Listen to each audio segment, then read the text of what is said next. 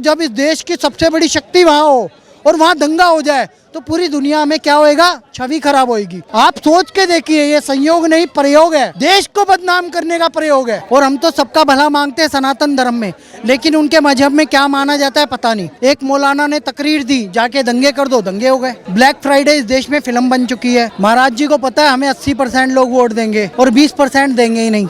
ये काजी जो है ना उस 20% में से है। 80 वर्सेस 20 हो जाएगा अगर आपने संभल के नहीं बोला तो। ऑल इंडिया इत्तेहादुल मुस्लिमीन करके उनकी पार्टी का नाम है। तो कहने का मकसद ये खुद एक सांप्रदायिक पार्टी है। तो हम बात करते हैं कानपुर की, जिस कानपुर में जो है पिछले जो कुछ दिनों से बहुत बड़ा बवाल मचा हुआ है और इस तरह से जुम्मे की नमाज के बाद जो पत्थरबाजी हुई है और अब बहुत बड़ा एक्शन होने जा रहा है। जैसे पोस्टर लगे वैसे वहाँ जो लड़के थे वो सरेंडर कर रहे हैं। तो अब कितना बड़ा एक्शन होने जा रहा है। हमारे साथ यूथ खड़े हैं, ये मिस्टर आर्य हैं और ये राजनीतिक मामलों के जानकार भी हैं और ये जानते हैं कि योगी जी का जो एक्शन होता है वो किस तरह का होता है। तो हम इनसे जानना चाहेंगे, आप बताइएगा किस तरह से एक्शन होने वाला है। एक बार योगी जी ने बोला था जो सरकारी संपत्ति को जो बवाली होंगे हम उनकी रिकवरी ऐसे करेंगे जो 7 पुश्ते तक उनको रिकवर करना पड़ेगा, 7 पुश्ते। तो किस तरह से एक्शन लेना है? सर आधी से ज़्यादा बात तो आप ही जानते हैं, लेकिन फिर भी मैं एक बात बताता हूँ। प्रधानमंत्री नरेंद्र मोदी ने एक बात कही थी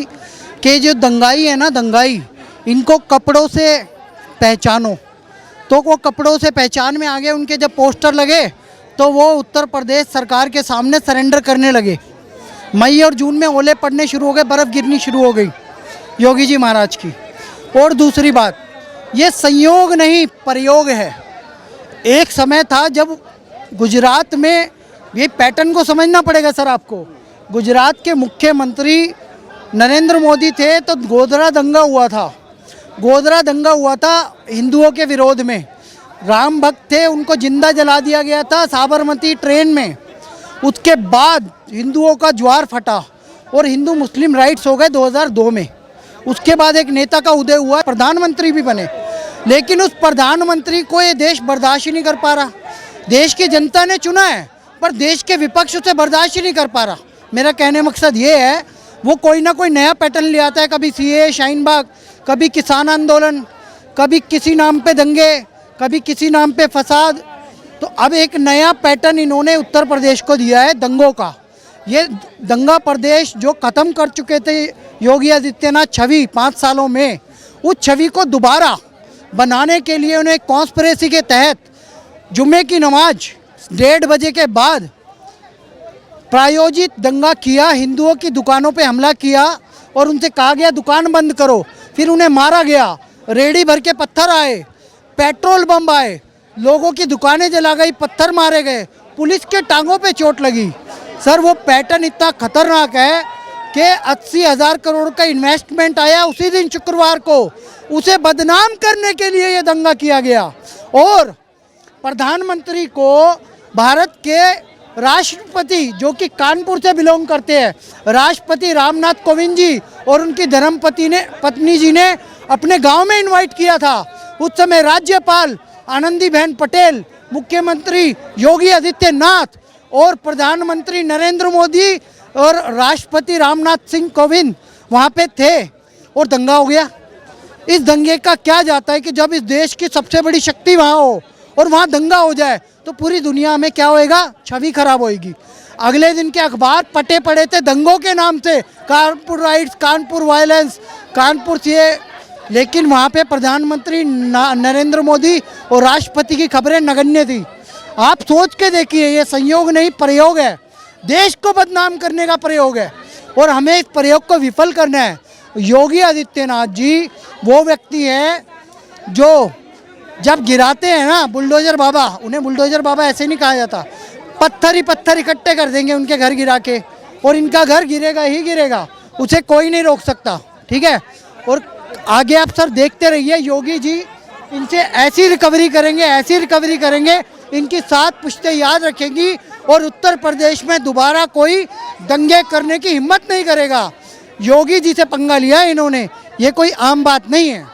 जब भी जो इस तरह का जो विरोध होता है, जब भी पत्थरबाजी होती है, जुम्मे की नमाज के बाद होती है, वहाँ जुम्मे के मस्जिद के अंदर में इनके धर्मगुरु बैठते हैं, क्या इनके धर्मगुरु में इस बात की जो है बात प्रेरणा देते हैं कि जैसे हमारे जो हम मंदिर से आते हैं तो हमें सर्वे भवन्तु सर्वे सुखिनः सर्वे सन्तु निरामया का जो है संदेश लेके आते हैं, तो अब आप क्या लगाते हैं कि क्या मस्जिदों में किस तरह का पाठ पढ़ाया जाता है? सर ये आपने जो पढ़ा है वो वैदिक मंत्र है, सर्वे भवन्तु सुखिनः सर्वे सन्तु निरामया सर्वे भद्राणि पश्यन्तु माँ कच्चित् दुःख भाग् भवे।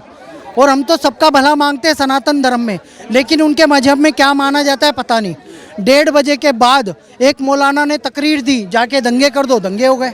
ब्लैक फ्राइडे इस देश में फिल्म बन चुकी है।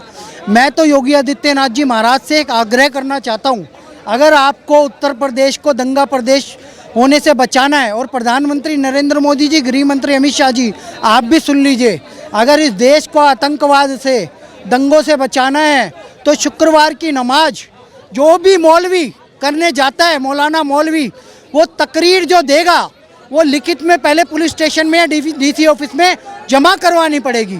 उसके बाद वहाँ पे वो अपना बयान देगा या तकरीर देगा। एक और बात, एक पुलिस इंस्पेक्टर या सब इंस्पेक्टर उस 1 या 1:30 बजे 2 बजे तक जो तकरीर होती है वहाँ पे उपस्थित रहना चाहिए।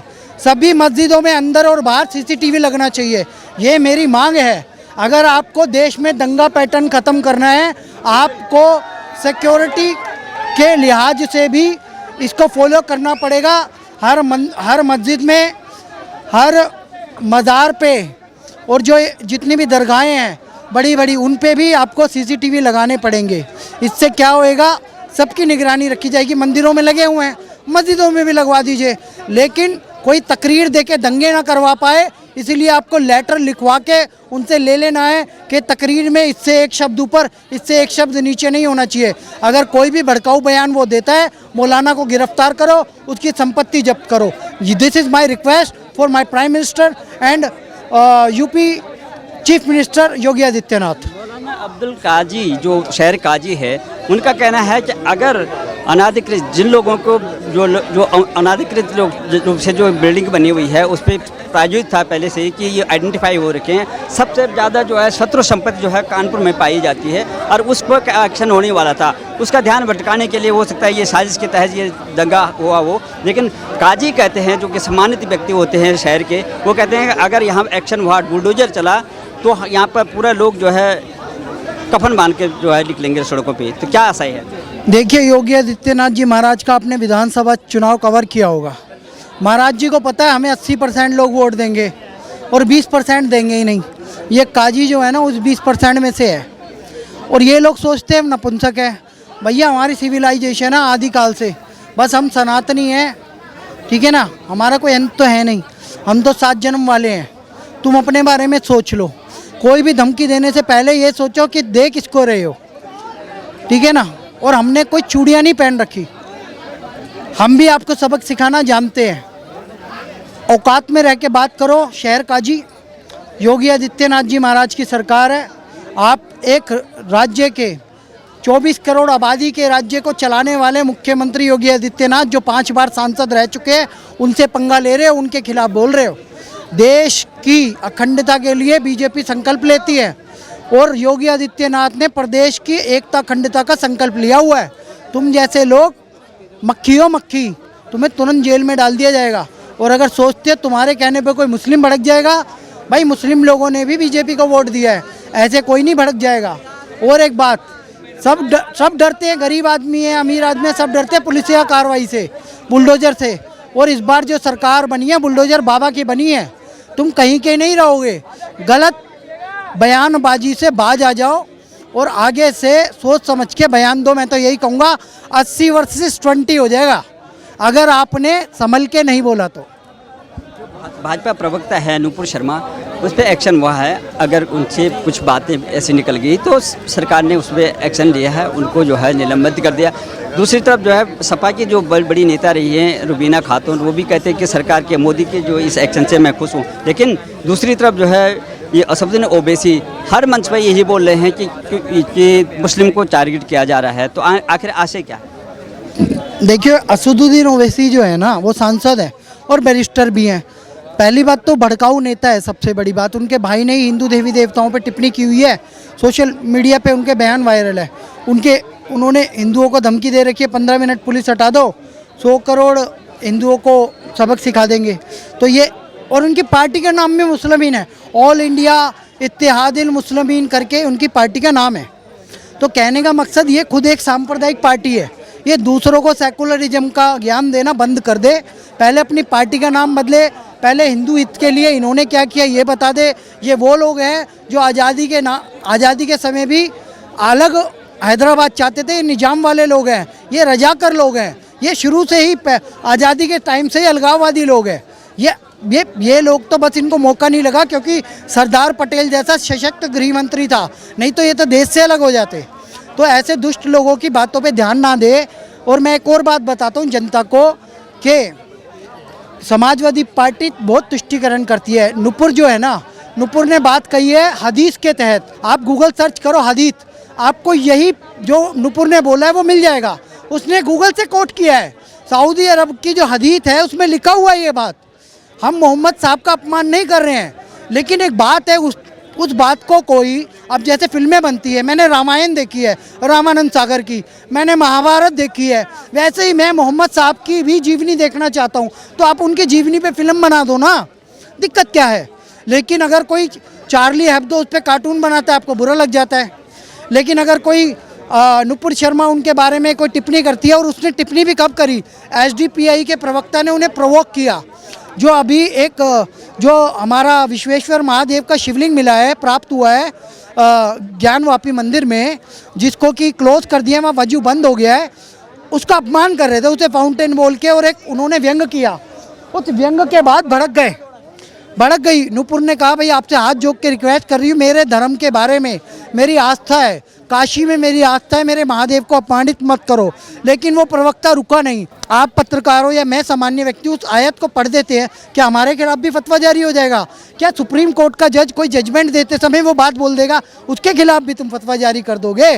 भाई ये लोकतांत्रिक देश है, ये तालिबान नहीं है, ये सऊदी अरब नहीं है, ये शरिया के अनुसार चलने वाला देश नहीं है, ये संविधान से चलने वाला देश है। हमारे पैगंबर पे जो है टिप्पणी कर दी है, अब सर हम क्या करें भाई, पैगंबर मोहम्मद साहब पे मैं वही कह रहा हूँ ना, आप उनका चित्रण हमें बता दो, क्या करना है क्या नहीं करना संविधान में डलवा दो, उसके लिए कानून बनवा दो, तब नहीं करेगा कोई टिप्पणी। लेकिन आप तो गुंडागर्दी पे उतर रहे हो ना, और बाहर के गुंडे भी बुला रहे हो, ऐसे नहीं चलेगा। हम भी 100 करोड़ है, मोदी से डरती है पूरी दुनिया। रशिया यूक्रेन का युद्ध हुआ था, मोदी तटस्थ रहे, अमेरिका की भी फट गई, यूएन की भी फट गए, भाई मोदी कुछ बोलो इस तरफ हो जाए या इस तरफ हो जाओ, मोदी ने कहा मैं तटस्थ रहूँगा। आज हम पेट्रोल इंपोर्ट कर रहे हैं, पहले अब 9 गुना ज़्यादा पेट्रोल इंपोर्ट करना शुरू कर दिया, सिर्फ इन्हीं गल्फ कंट्रियों की वजह से। और आने वाला युग सोलर पैनल का है, आने वाला युग एथेनॉल मैथेनॉल का है, आने वाला युग बैटरी का है, इलेक्ट्रॉनिक गाड़ियों का है।